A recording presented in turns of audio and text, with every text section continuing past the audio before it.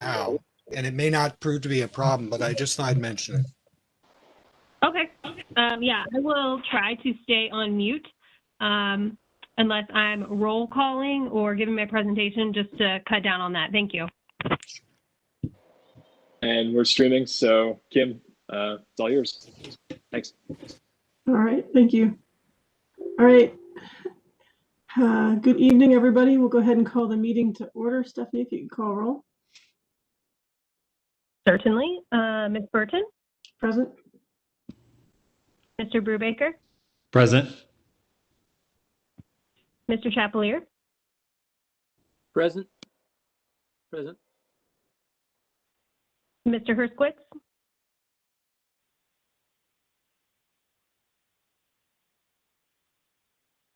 You're muted, Jay. Thank you. Present. I'm bad. No problem. Thank you. Mr. Lachey? Present. Thank you. Mr. Paul? Present. Thank you. Mr. Sellers? Present. Thank you. And Mr. Smithers? Present. Perfect. We have a quorum. All right, perfect. Thank you. All right, moving on then to the minutes. Do we have any comments on the minutes? I actually had a couple, so I can just jump in. On page 3, I noticed that a couple of my comments, actually it happened last month too, where the bottom line got cut off. So maybe check that again. And then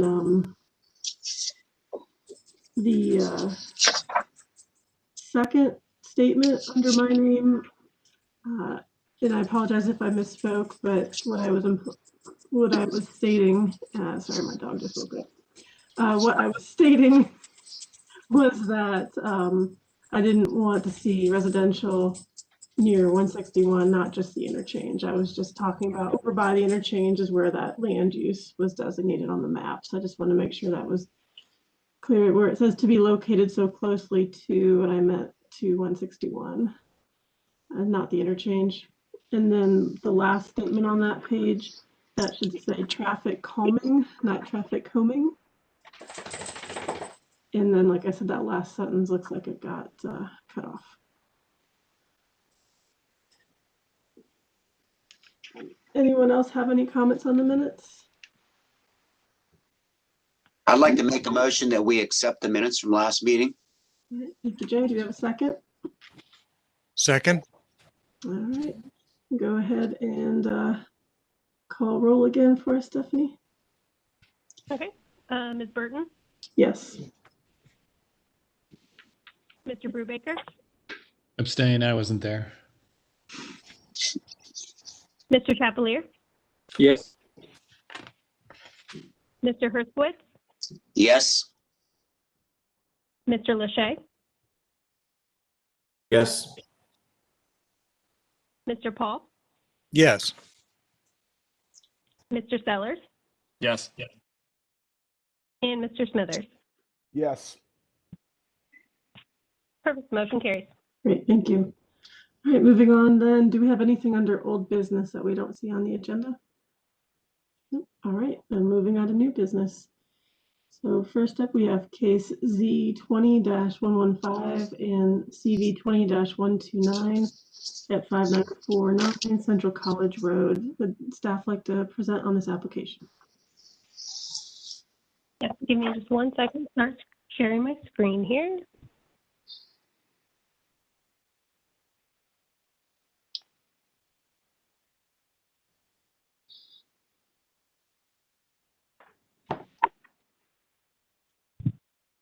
Can everyone see that okay?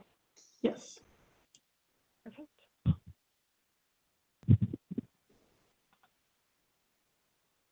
Okay. All right, so as Ms. Burton said, this presentation is regarding 5949 Central College Road. The applicant has requested conceptual review at this time for a proposed new mixed-use development that would require rezoning and variances. To orient ourselves a bit, the parcel is located just south of Central College in the central, kind of west central region of the Accord area, denoted by the red star here. This is an aerial of the existing site. You'll notice that it's a fully wooded lot. It's about 6.1 acres. The applicant is proposing to subdivide it into 3 areas. Just briefly, sub-area A and B are being proposed to be rezoned LC4 for commercial, and then sub-area C is being proposed to be rezoned ARLD, an apartment residential district. This is just the table that's at the top of our evaluation checklist that gives a little more detailed information on the project. So in the far left column, you'll see the different sub-areas A, B, and C, the requested zonings we just looked at. Note that this parcel is in the office district for the Accord. The uses for each parcel are listed. So for sub-area A, they are proposing a mixed-use building that would be retail, office, and residential. For sub-area B, a mixed-use building that would be retail. I realize restaurant is missing off of this. I apologize. So retail, restaurant, office, and residential. And then for sub-area C, it would be purely residential. The next column is the acreage for each sub-area, which you'll see at the bottom totals up to the 6.1 acre site. The next column just breaks down the square footage and number of units in each sub-area. So sub-area A is a 20,100 square foot building that would contain 6 residential units in addition to the retail and office.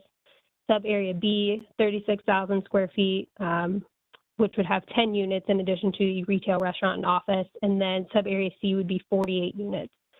So total, we're looking at 64 residential units and 37,400 square feet of commercial space in this proposal. The next column is just the density calculations based on what the applicant has provided. If you just look at the bottom, we're looking at about 10.5 dwelling units per acre, and then 12,467 square foot per acre of commercial space.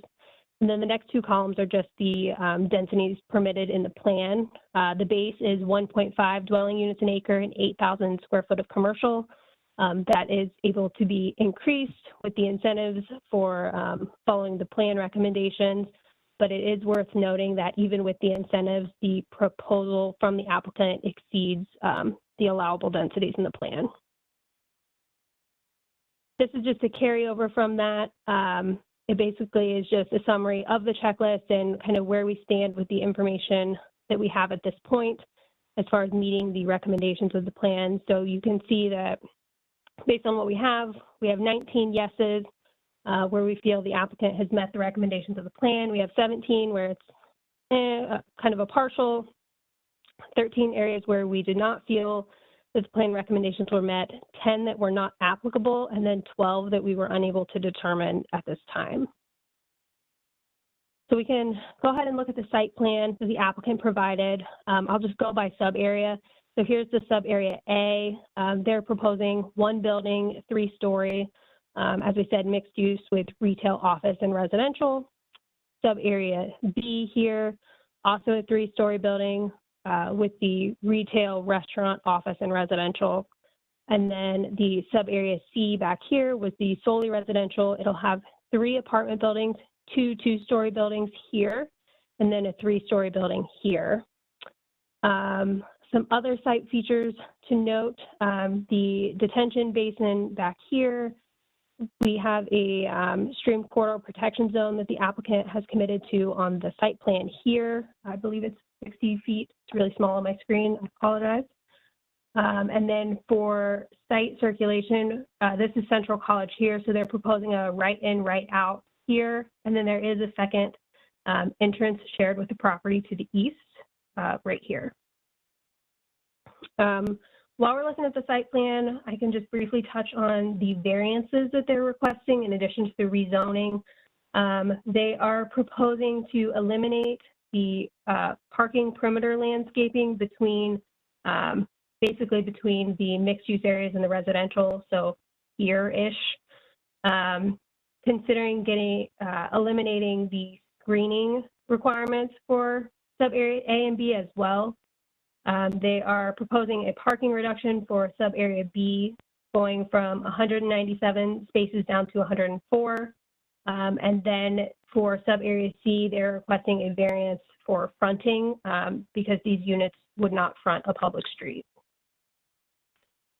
The next few slides are the elevations that the applicant provided. They gave us an elevation for each of the sub-areas. So this would be the 3-story mixed-use building proposed for sub-area A. This is the proposed mixed-use building for sub-area B that would include that restaurant space in addition to the retail, office, and residential. And then these next two are just the apartment buildings. So this is the 1 3-story apartment building.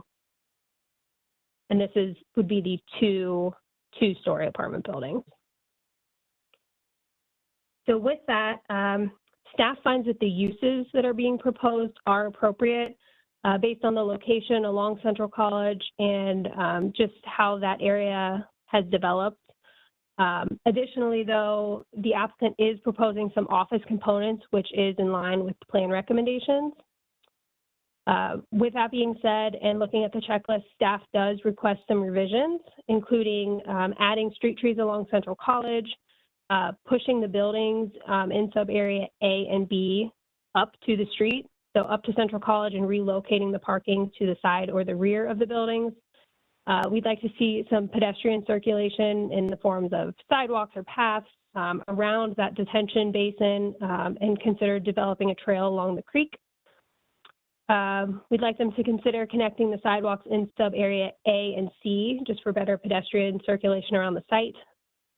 We would like the applicant to commit to the stream corridor protection zone preservation in the limitation text as well as on the site plan. We'd like to see them preserve as many trees as possible. As I said, it's an entirely wooded lot at this point. As far as their site plan, if they could identify lighting and specify the proposed sidewalk widths, identify their bicycle parking and the setback or build-to line on the site plan. We'd like to see them provide front and rear entrances on the buildings where possible and provide some additional elevations for the other sides of the buildings to ensure that we're getting a level of detailing on all sides. And then for materials, the applicant did provide a list that they were considering. I don't think it's in the packet that you all have, but everything checked out pretty much against the plan recommendations, except we would like them to consider using hardy plank in lieu of vinyl for the siding. So with all of that being said, this is just a conceptual review. So at this point, we're not offering a recommendation and look forward to continuing to work with the applicant on this. And that's all I have. Great, thank you, Stephanie. Would someone from the applicant like to present on this information? Hi, thank you. My name is Eric Zartman. I'm an attorney representing the applicant on this application. We also have the applicant from Grenaz Development as well. He'll be here to give a short presentation and also answer any questions you might have. Thank you to the panel for your time and consideration today on this conceptual meeting. We appreciate the opportunity to receive feedback. And also thank you to the planning staff, Stephanie and Mark. You guys did a lot of heavy lifting to get us here today, and we really appreciate it. I just wanted to briefly start off with the history of this application. We filed a rezoning app. Well, the site is zoned CPD. It was rezoned with the property that is over to the east. They were combined. It was a one CPD district. This applicant developer is developing the east side of the site as well, on the other side of the private street. And so this is almost a second phase of what's being supposed to be developed over there, and almost a sister project. So it'll have similar architecture, materials, all those things that will complement each other. We filed the zoning application in December. And what was originally proposed was a car wash on the subarea A and a restaurant and retail on subarea B. And subarea C, the residential, more or less was the same as what was proposed then as what is proposed now. We wanted to receive staff comments after their staff review before presenting to the Blacklick Accord panel. And we received a lot of good comments in that staff report. But most importantly, the message we were hearing is city staff did not consider the car wash to be an appropriate use for that site, and also asked or pointed out that office was a recommended use for this property pursuant to the plan. So the applicant went and listened to those comments and changed the proposed uses for subarea A into a mixed-use retail, office, residential, and then also incorporated office into subarea B as well. And that's where we are at the plan we have today. We've noted a lot of the comments that Stephanie just read in her recommendation, and most of those are going to be automatically incorporated in our plan and in our text. We're talking about circulation, trees, things like that. One thing that we're still working on is the exact location of the building. We hear the comments from planning staff that they would like the building moved closer to the Central College. And right now we're working with our engineers to figure out if there's a method that we can do that and also maintain the circulation and parking that will make the site work. I expect that we'll have something for you at next month's meeting or next time we present to you that can describe that better. I'll be available to answer any questions you have on the zoning, the variances, anything like that. But right now I'd like to pass it over to Ethan, and he can tell you what he's got proposed for this project. Ethan, are you there? Yes, sir. I'm here. Could you turn your camera on, please? Well, my computer camera actually is off. I can rejoin with my phone camera if that's a requirement. Please do.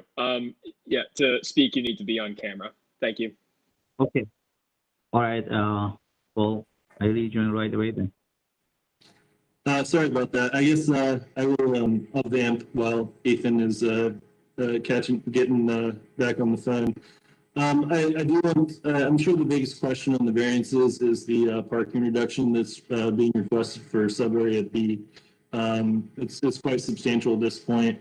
We're still working out exactly what square footages and uses that we're proposing for subarea B, but we do know for a fact that we do want a restaurant element in this subarea B building. That's the one on the right up there. So we're both considering how to move this building to create another row of parking within this sub area, which is, as you can see, tight as it is now, and also reducing the patio square footage for the restaurant. I think that'll be a substantial step into reducing the parking demand on this. I do want to note that right now, subarea B and subarea A and subarea C are both sufficiently parked, and subarea B is slightly under. There's more parking spaces than parking demand. So if there's, I don't think there'll be any parking in the. I know there won't be any parking in the residential area for the commercial area, but the two sub areas. The two commercial sub areas will be able to share parking to some degree, and if there's any need for overflow in one or the other, and even at the bubbly one across from the private street, these are some things that we're thinking about to address the parking deficiency in sub area B. As Stephanie said about the landscaping and parking screening. Under the code, commercial districts need to be have parking screening from all residential zone districts. The only residential zone district around subarea A and B is to the west, the Gramercy. And there's a 60-foot protection zone that we're going to not touch, but I'm also going to incorporate that language into the text, as Stephanie said. So there's a thick tree line there that won't have any headlight screening or anything that will affect the residential to the west. And then the only residential affected by this variance is our own project, which is our own sub-area to the sea to the south. It's important that there's cohesion between these sub-areas as part of the plan, and also it'll improve the circuity for the residents getting from Central College to the sub-area C. So that's the specific reason for requesting those two variances. Let's see. Ethan, are you back on yet? Yes, I'm back. Can you, All right. everyone can Tap see your me? camera on.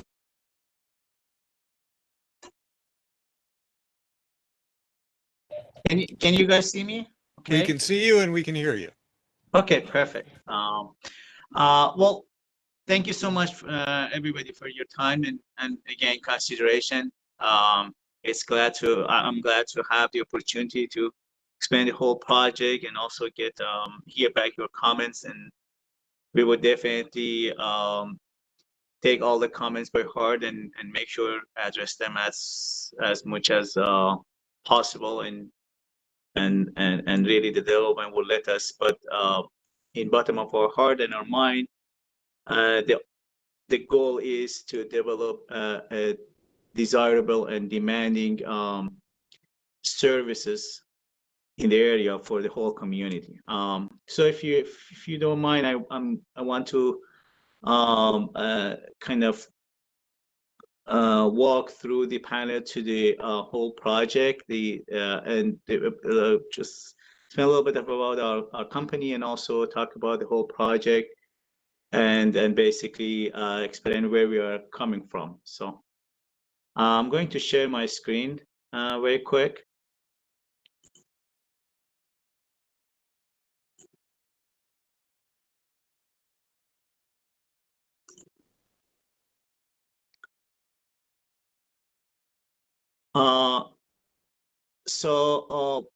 My name is Ethan Shaji. I have PhD in engineering and master in business, representing Ghana's group. We are a small construction development company moving to Columbus recently, and this project will be our first commercial project here in Columbus.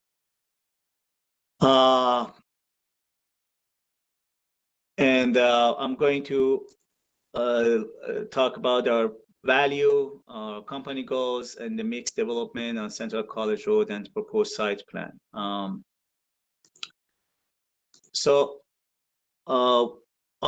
company's value is integrity and people and creativity and work.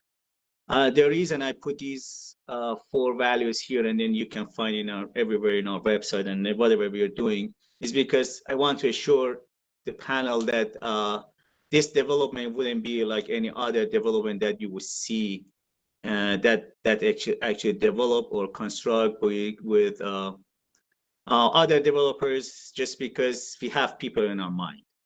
Before even we start this project, we approach all the communities surrounding this project, talk to them, explain them what we're going to do and how we can help them, and how we can assure that we have a minimum disruption on their daily living, and how we can help them to actually improve their lifestyle.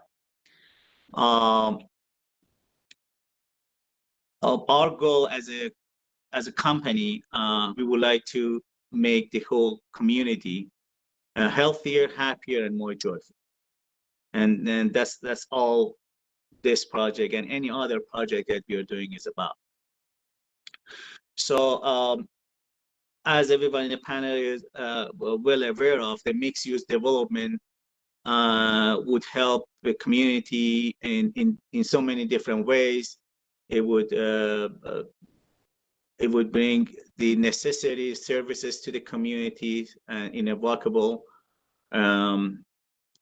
distance, or at least the minimum trip or travel distance. So that would help the community be healthier and greener.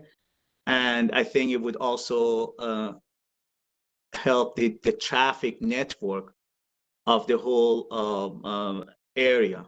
So we're taking off the extra traffic load from the network. So not unnecessary trips will be made just because we are bringing all these into the community. This whole project consists of 3 different phases. Phase 1 is 15,000 square foot of mainly food-oriented center, is retail and a food hall concept with the option of food delivery and hot meal delivery to the community. We are already started that, and we are in the middle of construction on that.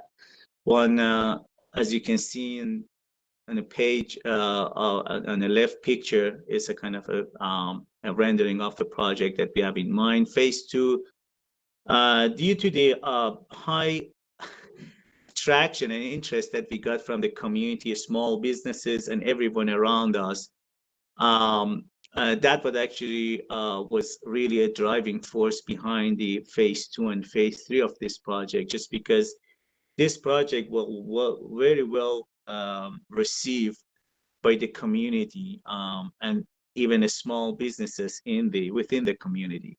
So the kind of pretty much the same concept is planning to develop on the phase 2, which would be food and retail services on here in the orange rectangle you can see here, with the possibility of offices on the 2nd floor, and on the other side, which is going to be part of the phase 2, is going to be still food and retail services, focusing more on a retail part of it, but I mean,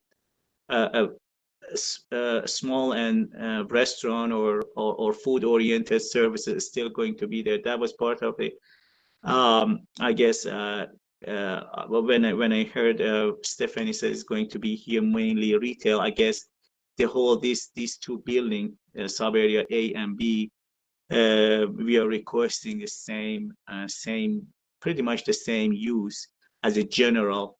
But of course, as we get closer to the development, that we can specify more what kind of businesses will move into those areas. So phase 2 is going to be another commercial, pretty much the same vibe and the same concept. And the reason for it is because, well, with everything happening nowadays, we found out the shared economy model actually is a necessity nowadays for the community. And phase 3 is going to be completely residential. During this design, I want to point out a few things, and just to assure that whatever we are doing, we consider the community and people within community more than anything else. If you look at these 2 buildings here, just because they're facing to the other condominium on the south side of the building, we decide to just have 2 stories building right there, and try to be proactive in our design and say, even though we have almost 65 feet easement, the gas easement between us, and even more because they have parking and everything. So it's a long distance between these, probably pretty much around 100 feet away from them. But we are trying to be proactive and considerable in terms of the design and the use that we are doing there. So we decide to have 2 stories building right here. And then we have a neighbor somewhere here that I will show you in the next page. And we try to put our retention pond there, so just to add additional character to the whole community without bothering any neighbors around us. And the only 3 stories building that we actually proposing is the one that actually facing to the completely heavily wooded area right on on the west side of the property. So this is the all three phases project that we have. We are considering to develop a phase 2 ourselves, and most likely phase 3 with some sort of partnership with other people.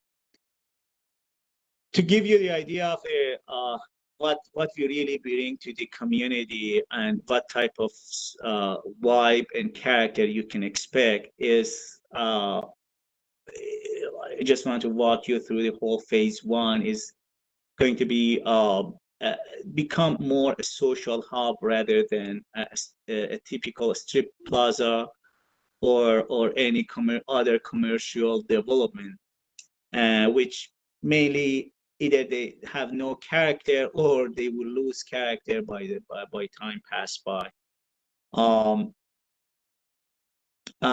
If I know Stephanie and Kim already saw that, but if you guys don't mind, I want to play a 1 minute rendering, if everyone agrees.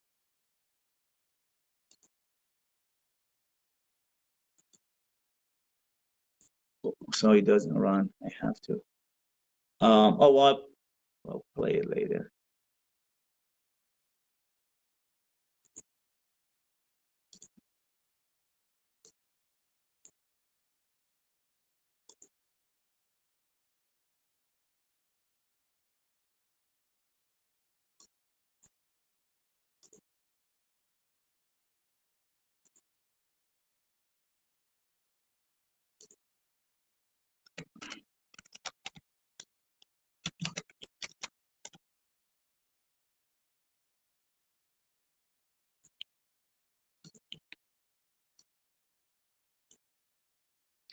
Can everyone see this? Okay.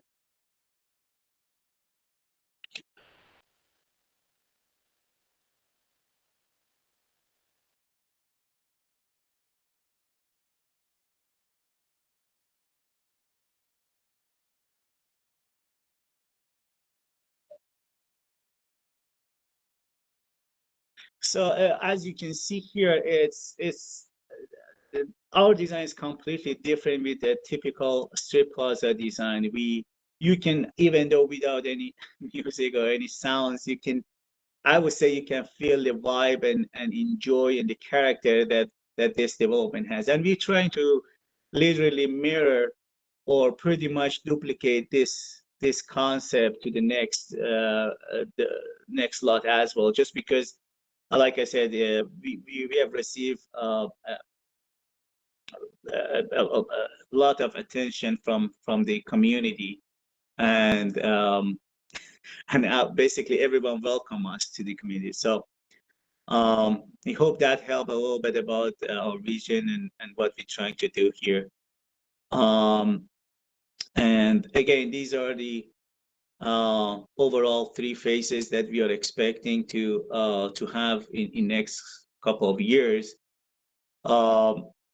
And these like I explained before, in general, we're trying to bring this development would be a social hub.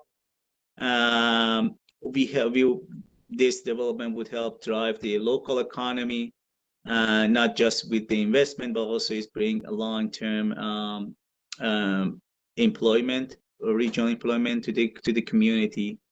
As I explained before, this development we believe would help to have a cleaner and safer community, but reducing unnecessary trips to the downtown or to the different part of the traffic and transportation network. And also, our shared economy model would promote local startups. You can't believe how many small and local businesses approach us and actually promote us to do it faster and quicker, just because they demanding and they need this type of development so they can actually grow and thrive their business in a more sustainable model. I guess that's all I have. And if panel have any question, I would be happy to answer. Great, thank you very much. Appreciate the presentation. So we want to open it up to the panel. Who has questions and comments for our applicant?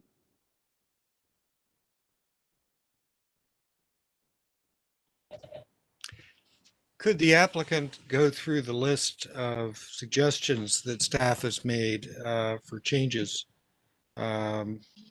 beginning with street trees along Central College and so forth, and just take us through their initial reaction to those suggestions?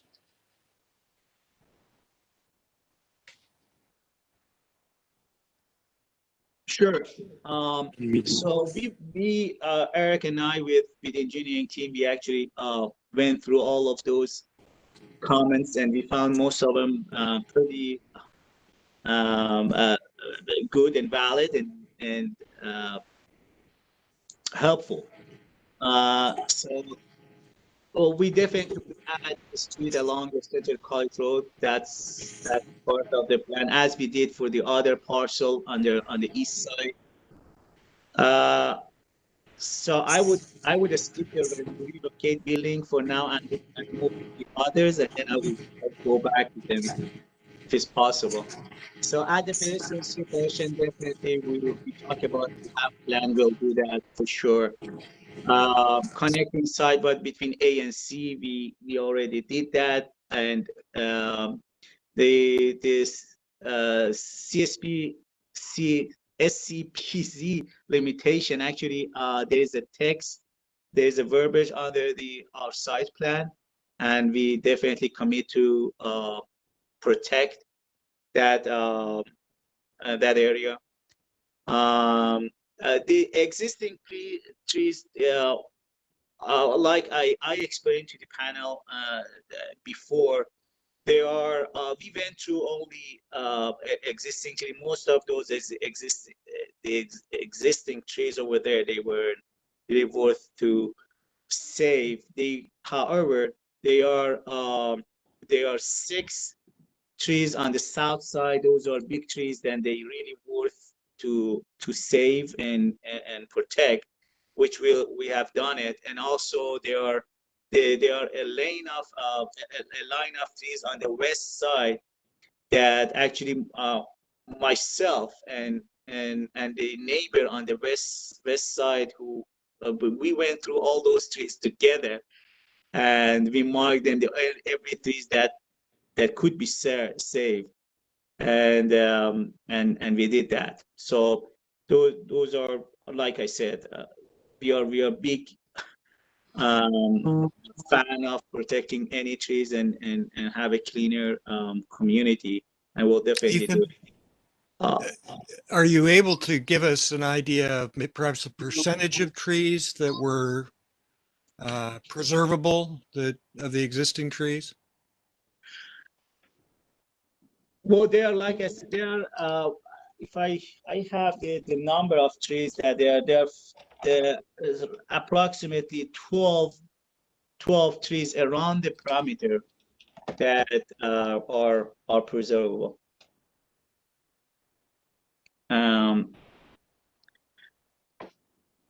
The lighting on the site plan, for sure, we can do that. As you say, proposed site wide width, and yes, we can do those. The setback to the building line, and that will be done to the next into the next site plan. We will have the front and rear entrance to the building elevate, provide front and rear entrance. Yeah, yes, that's definitely would be in our elevations.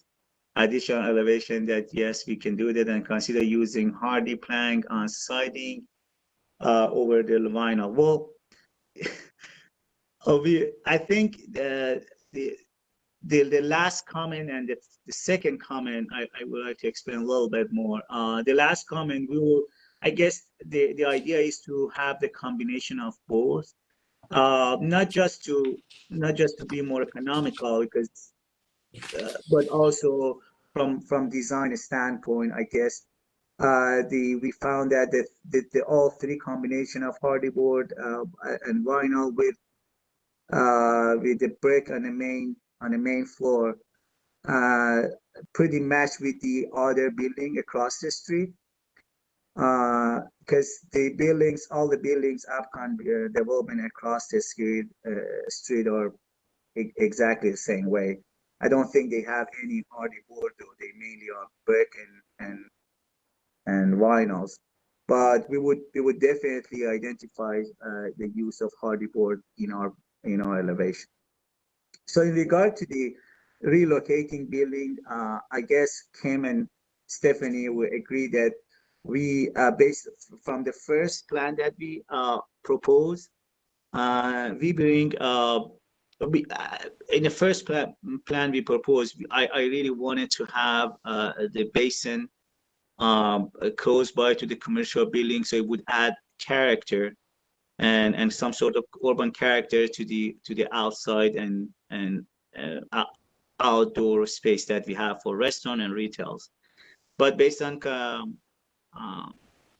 comments that we received initially from the staff review meeting, so we end up to move the catch base to the pond to the south side of the building. It's a lot and move the building. Yes. So originally, you can see here, on the Bubbly Hall number 2, we have ponds closer to the sub area A, and right there, yes. And then with the comment that we received initially from the staff meeting, we end up to move the building toward. Yes, thank you so much. We'll end up to move building toward this Center College Road. And I think, well, to be honest with you, it looks better. And thank you for the comment. But Eric can say, I don't know how much time did you spend in order to find out and figure out a way to address that comment without losing any parking spot. And it's almost impossible to do that. Plus, if we're doing this, I guess it would also lose a character that having a two-face building with the two main entrance and all those stuff. So I guess I would humbly ask to work with us in that and keep the building, at least in sub-area B, the way that it is. And in sub-area A, the reason we put it against that wooded area, just because we wanted to use that view for our residential units above. Right now, we are working on it to see if we can move it to and basically line it up with the other building. And that may actually help us to gain a little bit of parking spot as well. But that's something on sub-area A, we are working on it. On sub-area B, I don't think we really can to do this, just because the parking restriction we have over there. It's going to be very difficult to do it. So. Thanks. That's well put, Ethan. And we are definitely going to explore that comment with our engineer. As Ethan said, we had a very long phone call the other day about moving stuff around and seeing what we can do. So it's currently a work in progress. Right now, we have a site that we think works best for the property, but we're going to be working with the planning department before our next meeting with you, and also hopefully have some presentation to you where either where we respond to that comment or let you know what we did to try to remediate that comment. So hopefully we'll have some update for you, but we're going to be having an open dialogue with planning staff before that next meeting on that specific element, that comment on the site layout. Thanks for going through the list with us. I appreciate your time. Additional comments and questions from the panel? Yeah, I'd like to say something if I could. Go for it, Mike. Okay. when it comes to this property, I probably know it better than most of anybody there. This is the property that I grew up on. So I have a little bit of familiarity with what's what and where. One of the things that I think you should be aware of is that the stream that you're trying to protect, which I totally understand protecting streams, but when I was living there as a child and a young adult, it was considered a county drainage ditch. And the county would come along periodically and clear cut everything on both sides of the stream to make it a ditch area. I'm not sure what the current status of it is. I think that that should be checked out. If we're trying to protect a county drainage ditch with all kinds of trees and stuff like that, okay, we need to have trees someplace. I can appreciate that. The one thing that I have a problem with, and I like the idea with the mixed use and the apartments and all that kind of stuff. I can go with all that. But one of the things that concerns me is the gas line that runs through the area. I believe it's now a 20-inch gas main feeding Columbus. Out there on the corner where the gas pumping station is, or maybe it's not a pumping, maybe it's a depressurization station. When I was a kid, that gas line, and I mentioned this when they were building the apartments for the lifestyle communities on the other side of the intersection there, that gas line had blown up about 1.5 miles down the road in the middle of the night. It left approximately a 30-foot diameter hole in the ground. I don't remember now how deep it was, but it had everything charred in about a 75-foot radius, about a 150-foot diameter that everything was just, and at the time, the reports in the paper were people could see it from 75 miles away. It was just a huge torch. So what concerns me is putting those apartment buildings that close. It's even closer than what the condominiums are on the south side, which I always thought were too close. But now you're saying you want to move it closer. You want to move the building on Central College Road closer to the road by panel's recommendations. But yet the guidelines were set for that being a corridor with certain setbacks. So now this is the last piece of property being developed. And you say, oh, well, let's move it closer to the road, which kills the whole idea of a corridor effect. It's now most of its corridor. Maybe the other properties should have been closer to the road too, but we didn't allow that at that point in time. So do we want to change our ideas on the last piece of the property? Let's see. Okay, talked about the gas line clear cut. You had talked about having a 3-story building for apartments closest to the condominiums. Well, if you go a little bit further south that you can't see there, behind all of those is a wooded area.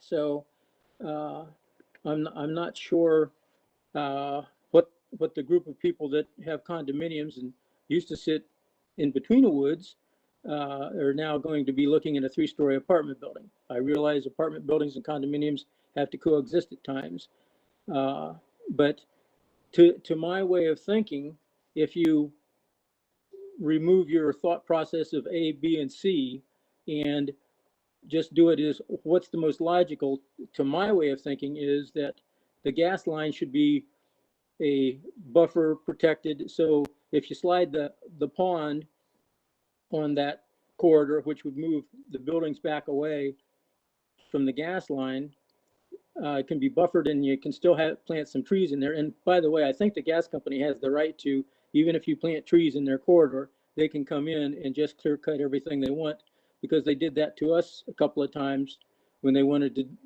just make it more accessible for their line. They just came in and cut every tree down in our woods that was on the straight line. So they have that ability.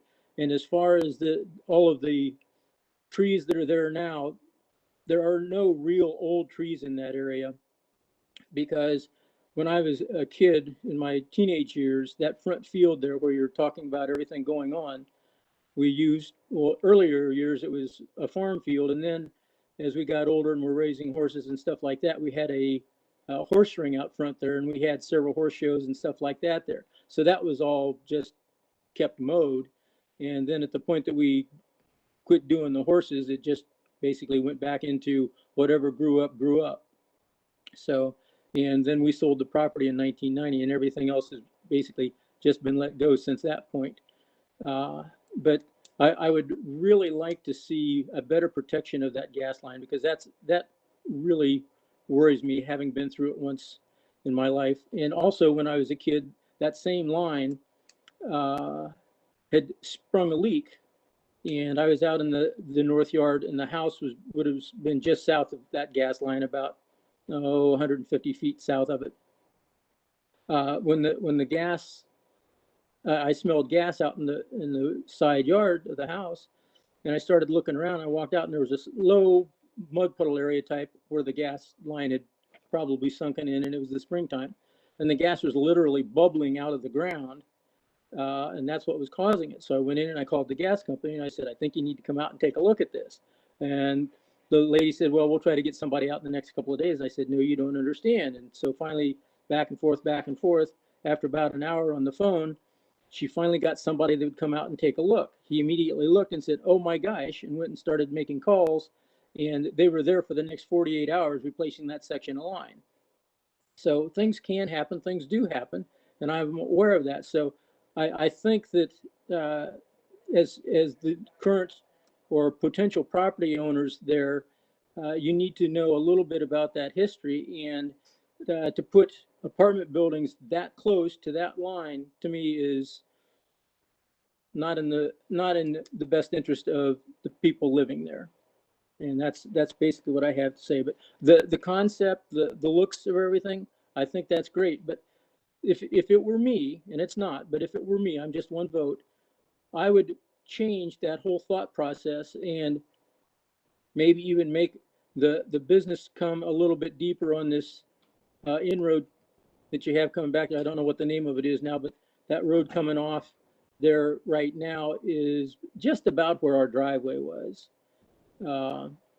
And so anyway, that's what I have to say on that. I wish that you could redesign it, because I do have concerns with how the layout is. But I also know that I'm only one vote, so thank you for your time.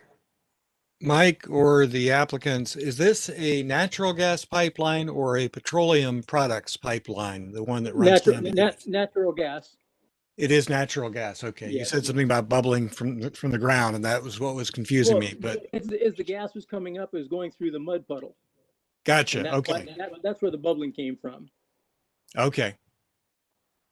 It's not like Beverly Hillbillies, where bubbling crude comes out of the ground. It wasn't that kind of deal.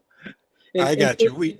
And for what it's worth category, and it doesn't make any difference really, but my grandfather worked for Columbia Gas for 50 years. And so I've always been aware of the gas situation. So I got you. We have, in the area where I live, we have a petroleum products pipeline that runs between Newark and Heath. You may even be aware of that. But that's a good deal south of this location. But we've had similar concerns about pipeline safety, so I can appreciate your comments on that. Okay, thank you, Mike. Thank you for your comments. That's an incredible story that you grew up on this property. That's amazing. I'd love to see an old picture of that, actually.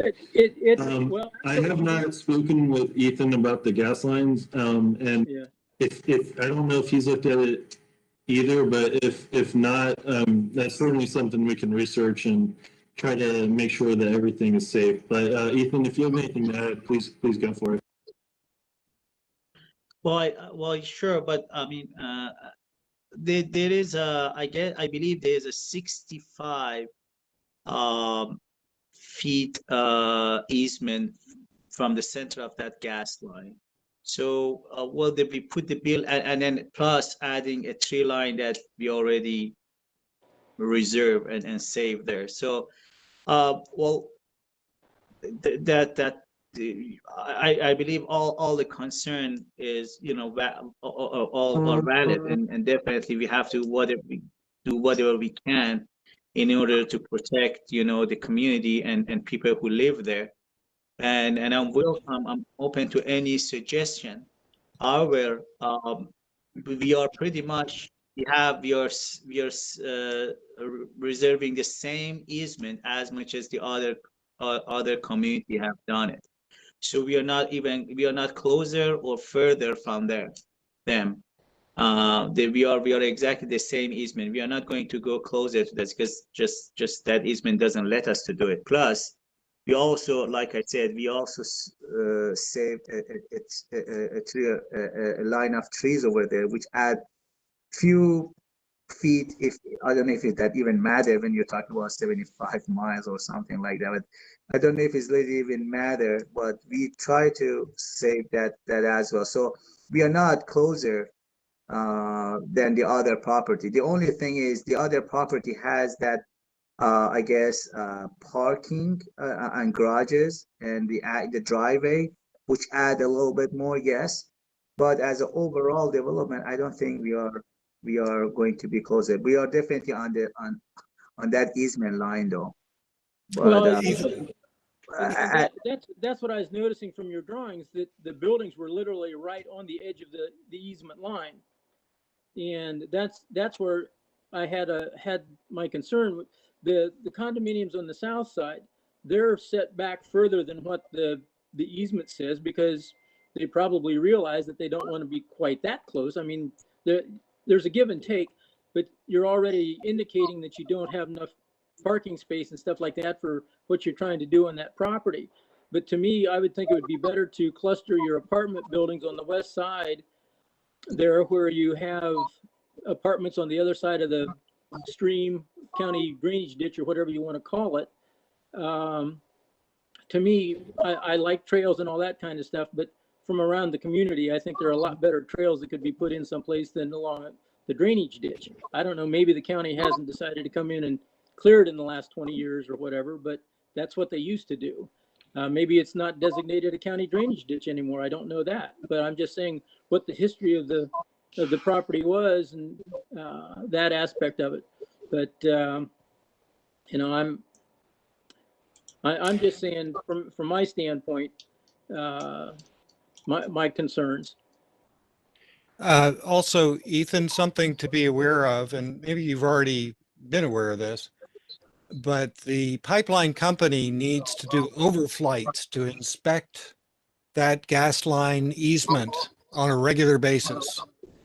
And so the trees that you're proposing to put in proximity to the gas line, I know you can't put them directly over it, but they are going to be subject to periodic cutback. And sometimes that can be quite dramatic. That happened here in Forest Park a few years ago with that petroleum pipeline that I mentioned, where the trees had been allowed to grow to a significant height and width, and were basically screening the pipeline from the air, and the pipeline company was able to go onto private property and really pretty destructively prune those trees, cut those trees back. So the screening you're proposing may be an issue because of the gas pipeline there.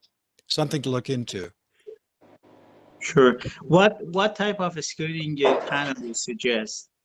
Um, I, I personally, I mean, I agree with you 100%, and that's I think, well, the least tree closer to pipeline would be better, because down the road you don't know where the root's gonna go, how it's gonna affect and then plus they're gonna keep the moisture so below, closer to and then it's gonna cause corrosion, you know, and then all kind of stuff. But what should I do? What do you recommend?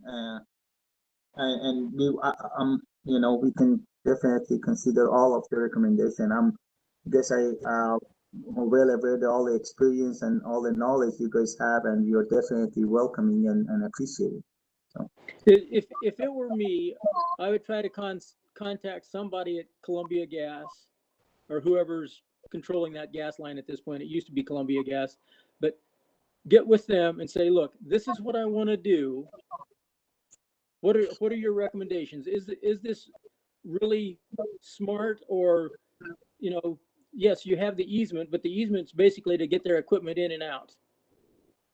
And yes, you can't build on it because you can't drive a backhoe through there or take a semi truck full of pipe or something like that through the easement.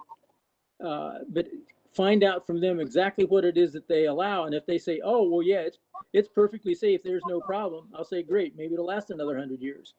But it's at some point, things don't always work. And I know that particular gas line, well, the old gas line, they shut down everybody for an entire summer, and everybody had to go change all of their pilot lights and everything else to put in bottled gas for the summer while they replaced the gas line from that little building out there on the corner all the way down to Columbus, wherever it quit miles away. So, but that would be the first thing I would do, is just be double check. Hey, do you guys really think that we should be putting a 3-story apartment building right on the edge of that easement? And if they say, yeah, that's no problem anymore, we've got that all fixed and figured out.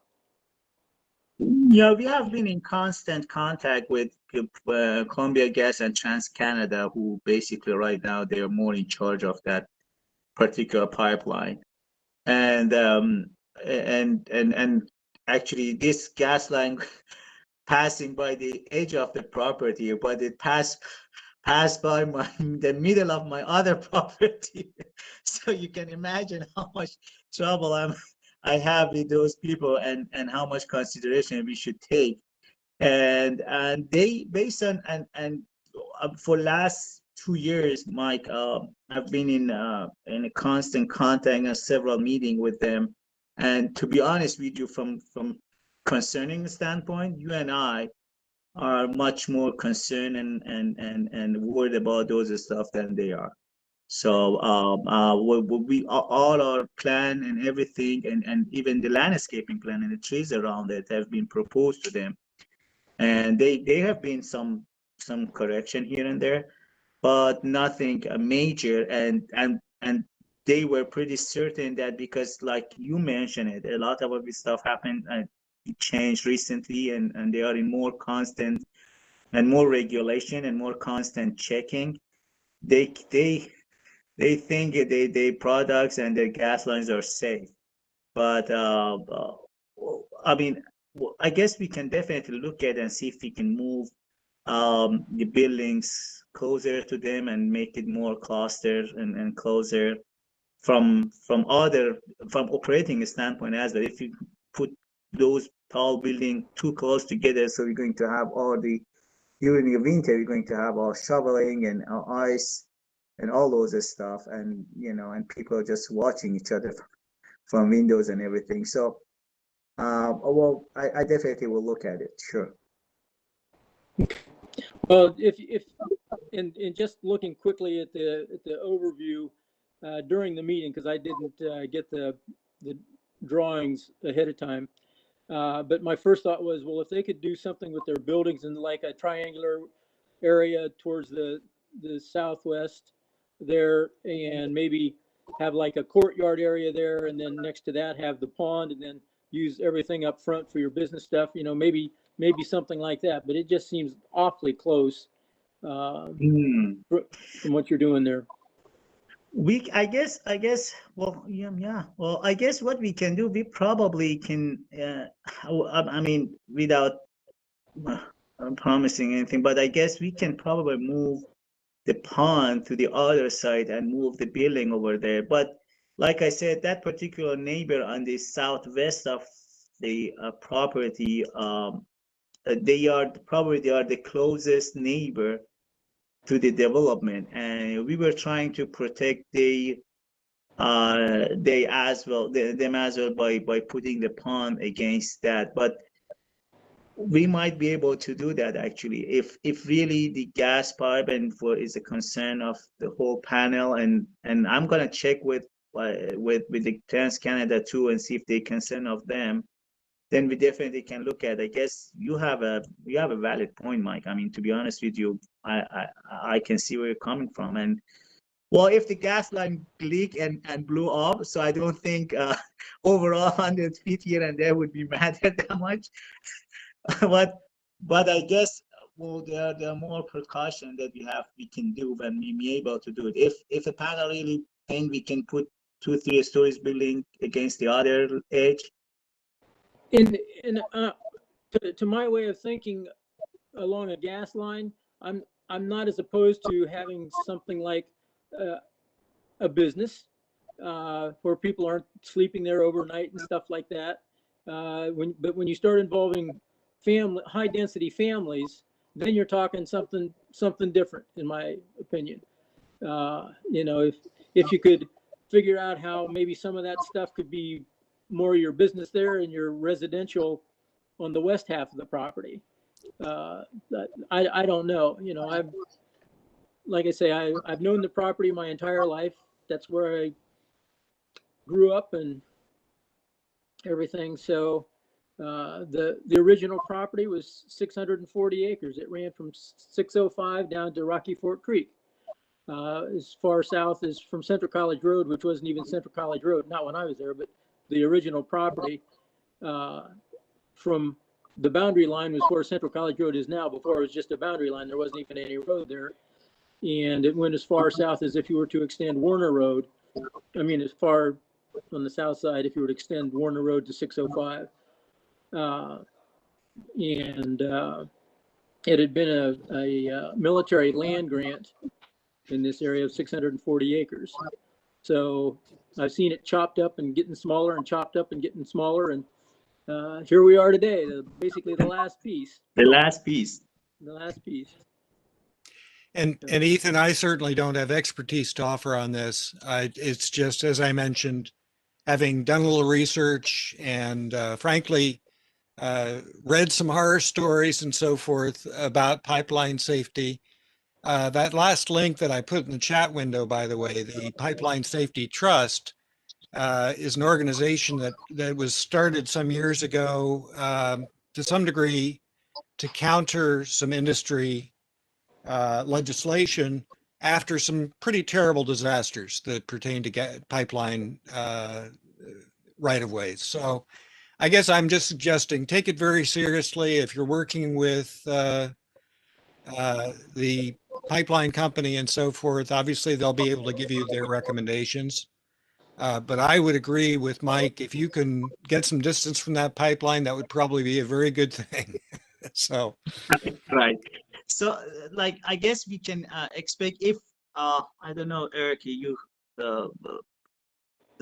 thought, but if the panel agrees and they would like to see the building 1 and 2 kind of moving more where the pond is now and shifting those 2 elements and switching those elements basically, I guess that would give the enough cushion. Plus you have water there, so if something happened, I mean, well, I hope nothing happened, but if something happened, the water can damp a lot of the pressure and stuff. So yes, that might be a possibility.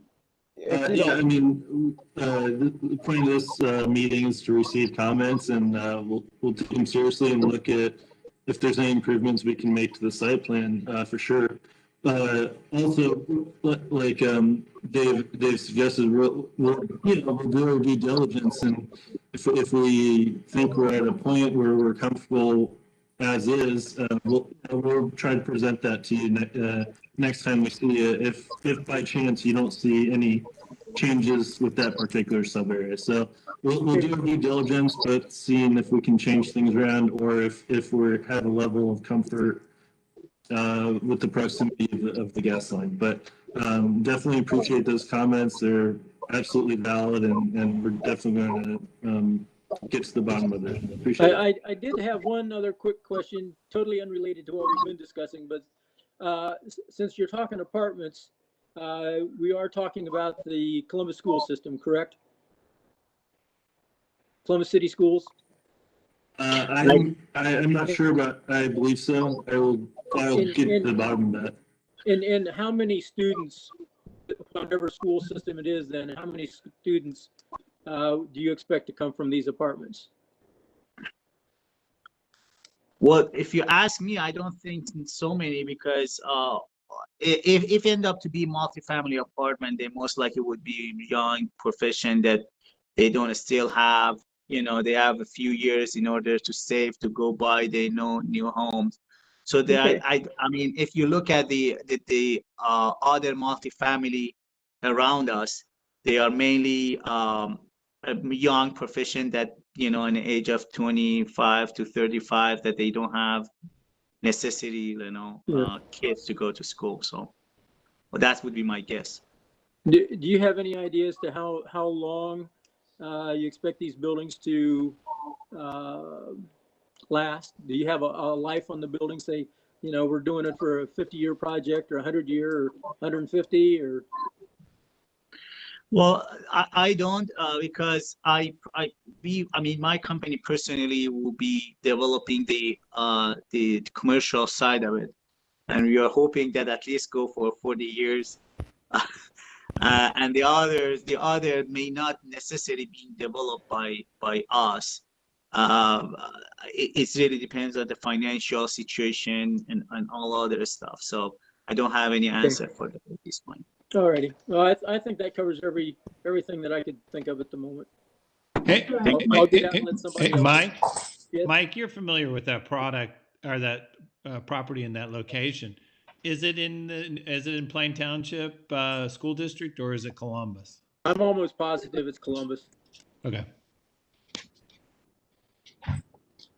Okay, great. Other comments from panel members? Just a quick one from me. I was just going to reiterate that this is, a preliminary review. I've got to give a lot of respect to the history, and I would just say, as I look at it and I process all this, I think that these are points that if you speak to, that's what I'll be listening for next time. So, and also, Dave, I knew a family that lived, I think, across the street over there. So maybe there was a point in time where I was maybe in my parents' car and you were out riding your horse in the front of the property. So it's pretty nice to hear that history. But I definitely respect that, and maybe it's not a big deal now. Maybe they've done something with it, but I definitely respect that. So thank you. Thanks, Ralph. I had a few comments and questions too. Definitely nothing about gas lines, just to be clear on that. We've covered that. So that was great background there, Mike and Dave. Appreciate that. So I definitely like the idea of the commercial fronting Central College with the residential behind. But just to be really clear, our standards in this area, as you can see from all the neighbors, are to put the buildings up to the road and put the parking beside or behind, preferably behind, but beside also can work. So definitely work with your designers to troubleshoot that so that we can maintain those standards that we've been enforcing throughout this area. I know that's a sticking point with you, but it is definitely a sticking point with us too. And, one thought I had, I'm not sure if you really need that right in, right out. So if you remove that, you do free up some room for circulation and parking. I'm not sure if you've already done your traffic study to warrant that right in, right out, but that is one thing to look at. And also, we've been talking about the neighbors a little bit to the south and the east, and I'm not sure if you explored any connectivity with the road that's to the south there. I think it's called Marigny. I don't even know how to say it. But there is that stub there that would get you a little bit more of that buffer from the gas line. But I'm not sure why you're trying to put in the screening for the apartments to other apartments, because there's some nice open space down there for people to access. Usually you're trying to screen when you're trying to screen between uses that are not compatible. So if you're trying to preserve some trees, for sure, but just a thought on the screening. And you asked for other ideas on screening. And if you wanted another idea, you could do a little bit of mounding some a little bit of earth and mounding, you know, just a couple of feet that's still mowed, and that does not grow into a large tree. And then let's see. I know I appreciated the presentation about your company and how you really promote walkability in these areas that people want to be in. And so definitely I was happy to hear that you wanted to put in and connect up everything with sidewalks and the walking trails, and definitely, you know, look at your connections between the neighbors and the roads. I think, you know, I noticed on the rating system that there wasn't a lot of open space for people to be able to walk to and enjoy. Sorry, my dog only wakes up when I'm talking. You know, thinking about that space planning with, you know, having some place for some green and open space, I know it is lacking a little bit on this site, and I know you're trying to fit a lot of things into this site. So it's definitely something to think about. I noticed in your video you had fencing around all of the open space. I'm not sure if that's necessarily the right fit for this area, but because we want people to access the open space. And then I know the sidewalk widths are on that list. In the video, they look like they're really narrow sidewalks. So definitely we're looking more like the 5-foot width range when you're designing these, not the really skinny sidewalks. And let's see, I think those were all of my comments that have not already been discussed, but I just want to throw out some ideas since you're just kind of picking ideas tonight and statements here. So that's all I had.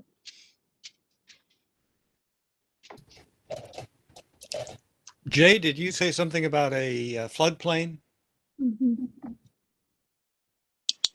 Yeah, I looked on the auditor's site for the parcel ID, and it looked like at the southern limits of what Mike was calling the old 1940s fill tiles, that it had been studied.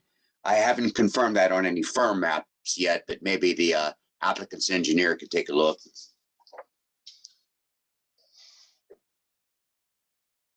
Oh, there you go.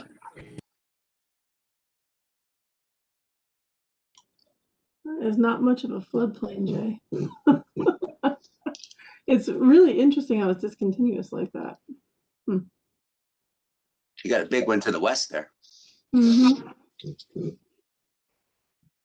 certainly that ditch is getting drainage, and I'm not sure if it's been what it's turned into, as Mike was talking about. So it looks like there's some buffers in. We'll have our engineer look at this. It looks like it might either be in that 60-foot preservation zone or somewhat attached to where our currently proposed retention area is. So I don't expect there'll be any issue, but we'll certainly review this with our engineer. Yeah, thank you. Jay, did you have any additional comments? I do not, but thank you for asking. Thank you. All right.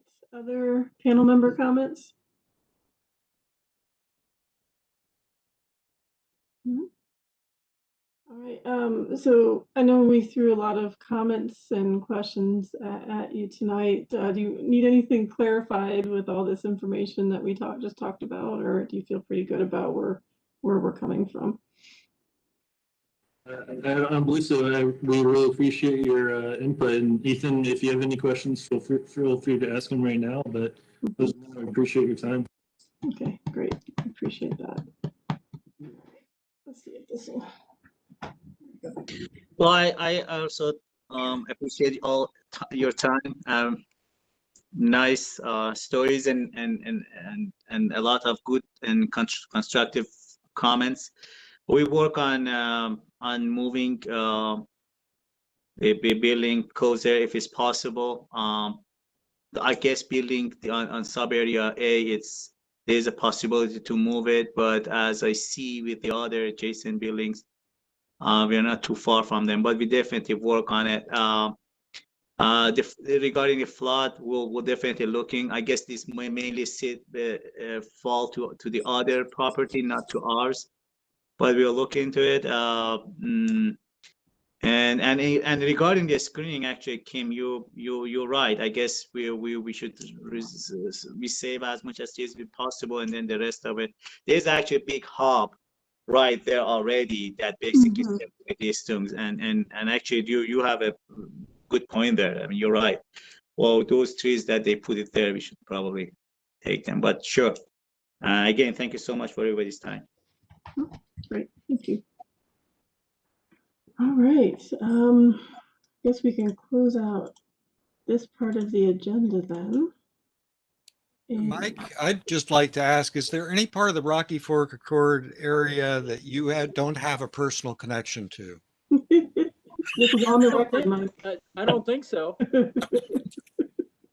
I mean, I consider it my hometown, but it's only about a third of my hometown, what I considered, because when Plain Township was 6 by 6, that's what I considered, you know, that was our basic school district. And so everything else has been changing a lot over the last, I won't tell you how many years, but it's a bunch. Sure.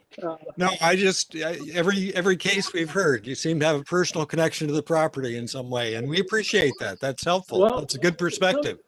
Someday you and I can go out and drive around the community and I can show you where all I hunted rabbit. There you go. Thank you.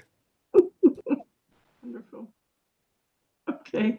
All right. Well, we can, and I'm assuming there's nothing under other business for tonight. Nope. So we can go ahead and move to adjourn if I have anyone that would like to move to adjourn. So moved. Thank you, Ralph. Do we have a second? All right. Mike is raising his hand for a second. Suddenly. Okay, perfect. All right. Well, thank you, everybody. Appreciate it. And have a good rest of your night and enjoy the snow that is now coming down again. All right. Thank you. Yep. All right. Take care. Take care, everyone. Thank you much. Thank you.